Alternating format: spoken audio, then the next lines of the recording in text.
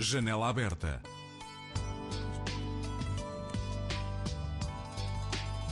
A vida tal como ela é, nos fins de tarde do Rádio Clube.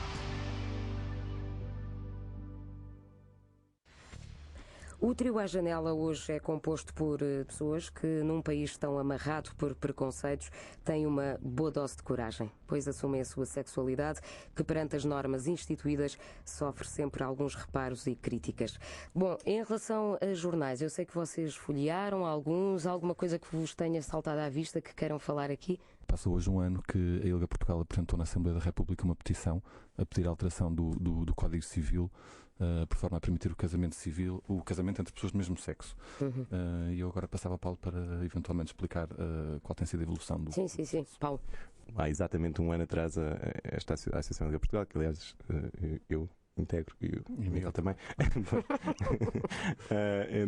entregámos ao Presidente da Assembleia da República uma petição com mais de 7.000 assinaturas que pretendia precisamente o fim da discriminação no acesso ao casamento civil para casais de E então, um ano depois, a petição continua à espera do relatório da primeira comissão, que é a Comissão de Assuntos Constitucionais, Direitos, Liberdades e Garantias, que é uma condição necessária para a sua discussão em plenário.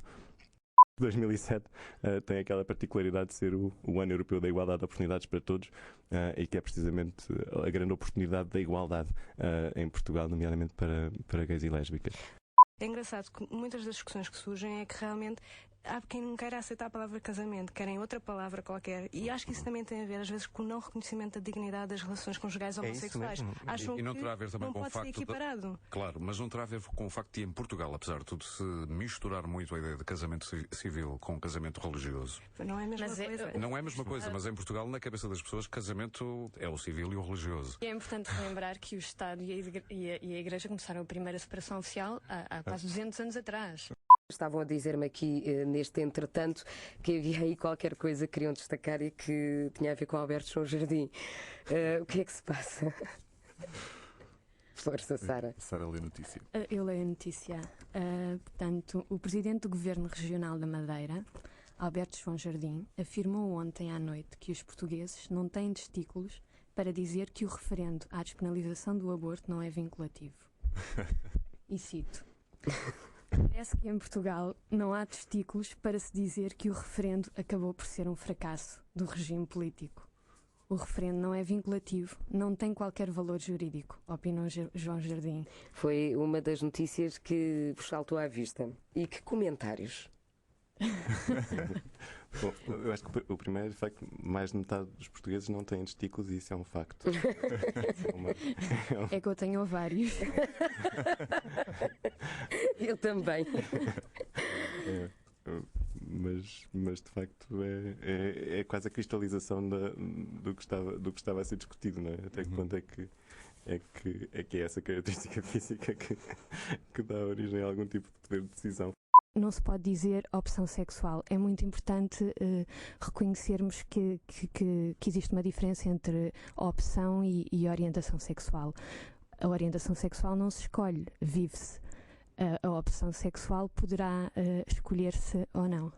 Não há um estilo de vida, tanto que o próprio estudo do SIAS dizia isso, que os fatores demográficos socioeconómicos são muito mais determinantes no estilo de vida dos homossexuais, tais como os heterossexuais, do que a orientação sexual. Alguma coisa a acrescentar?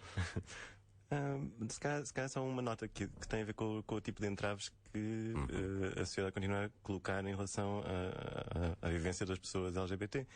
E mais uma vez, isso é importante frisar. Nós podemos perfeitamente ter vidas completamente aborrecidas, isso é ótimo.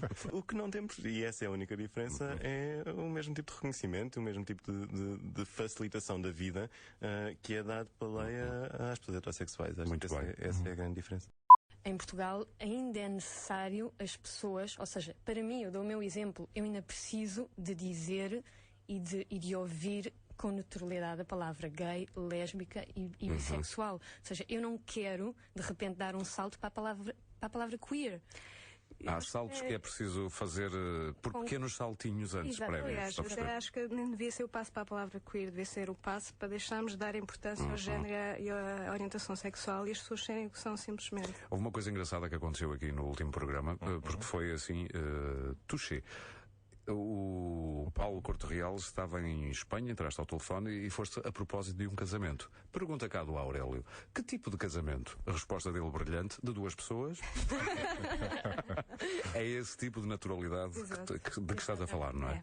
Janela aberta.